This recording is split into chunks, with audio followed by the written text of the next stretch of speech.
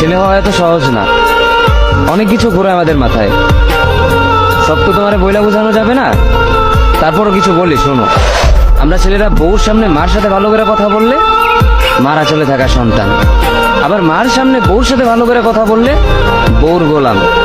নিজের ছেলে মেয়েদের যদি মারি আমাদের দয়া মায়া নাই, আর ওই ছেলে মেয়েদের যদি কিছু না বলি আশকারা দিতেছি।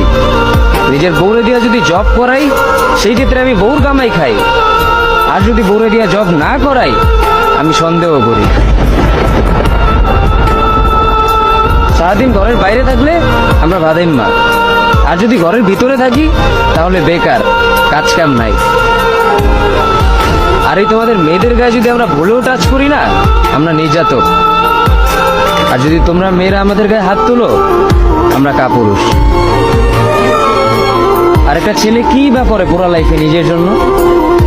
মার ওষুধের থেকে শুরু করে বউ বাচ্চার প্রত্যেকটা শখ পালন করার দায়িত্ব একটা পুরুষের।